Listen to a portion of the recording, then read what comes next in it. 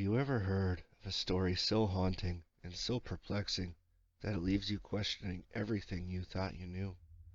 Some mysteries stick with us, not just because they're unsolved, but because they touch on our deepest fears and the human desire for answers.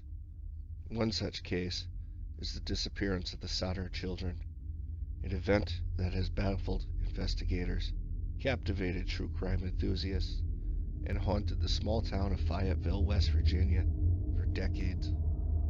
Today, we're diving into this chilling tale of fire, loss, and unanswered questions. Get ready to explore one of the most enduring mysteries in American history. On Christmas Eve, 1945, the Sodder family of Fayetteville, West Virginia, prepared for a night of celebration. George and Jenny Sodder, Italian immigrants, had built a prosperous life for themselves and their 10 children.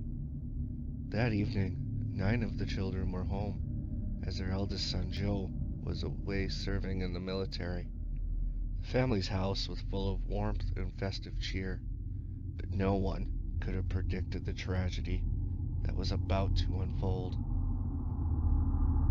In the middle of the night, Jenny Sodder was awakened by the shrill sound of the telephone.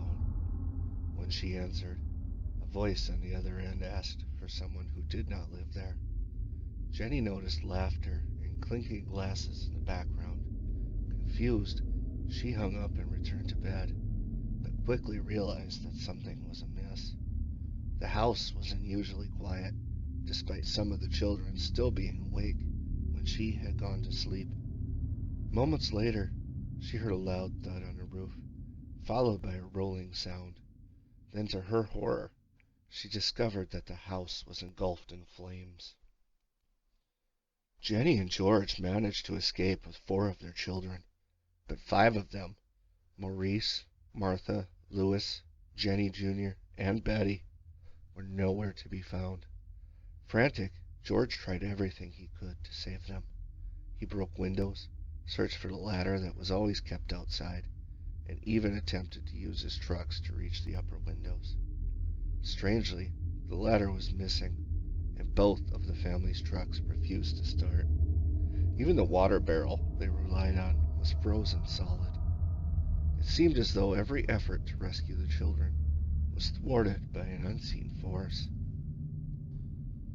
By morning, the house had been reduced to ashes. Local authorities quickly ruled the fire an accident caused by faulty wiring. But George and Jenny were not convinced. For one, the family's Christmas lights had remained on during the early stages of the fire, which seemed inconsistent with an electrical issue. Even more puzzling, no remains of the 5 missing children were ever found, despite experts stating that bones should have survived the blaze.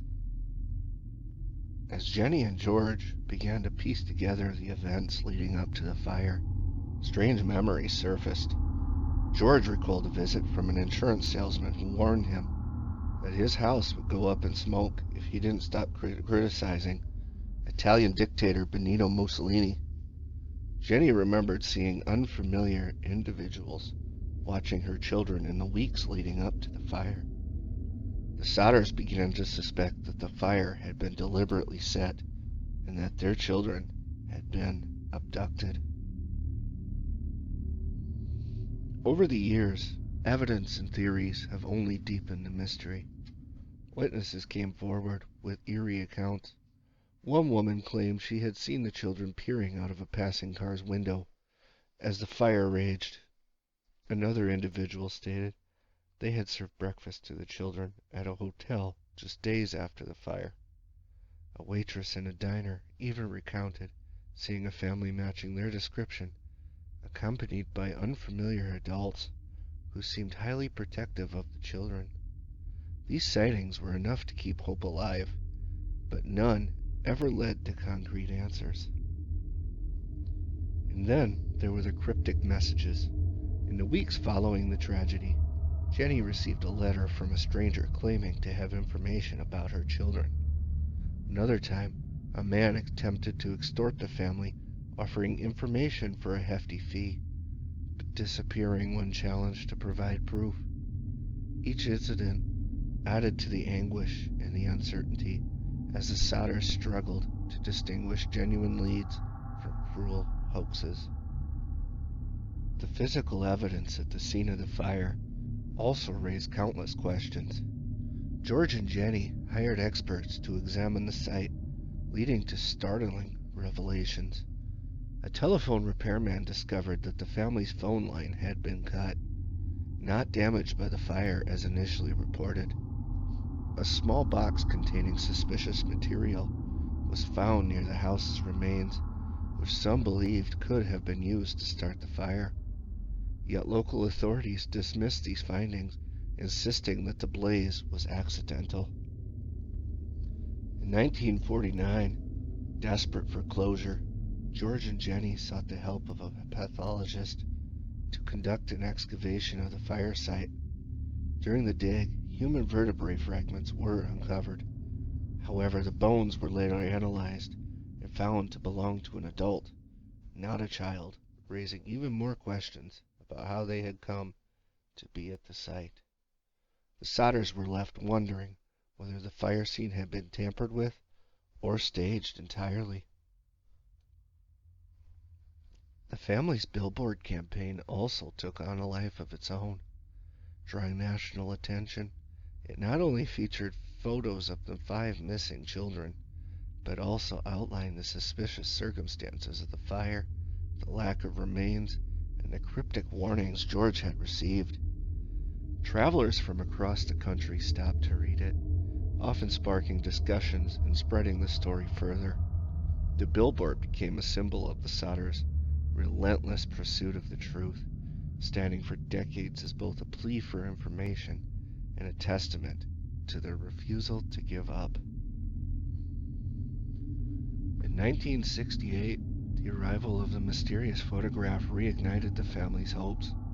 The image showed a young man who bore an uncanny resemblance to Louis Sodder, now grown up. The note accompanying the photo was cryptic and unsettling. Louis Sodder, I love brother Frankie. I little boys. A90132 or 35. George and Jenny immediately hired a private investigator to track down the sender. However, like so many other leads, this one ended in frustration. The investigator vanished, leaving behind no trail, and the Sodders were left grasping at shadows once more. Despite their relentless efforts, George and Jenny never found their children.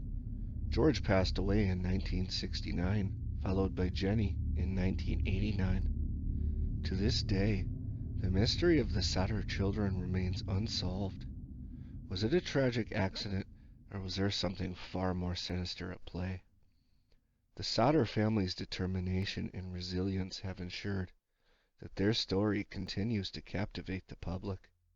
Generations have debated the fate of Maurice, Martha, Louis, Jenny Jr., and Betty, keeping their memory alive.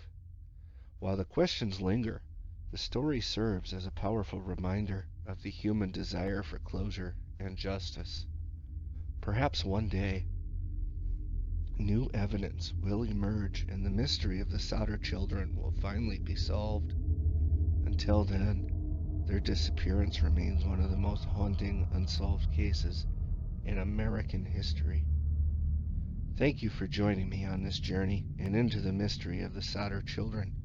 If you enjoyed this video and you want to hear more strange and fascinating stories like this, make sure to give it a thumbs up and subscribe to the channel.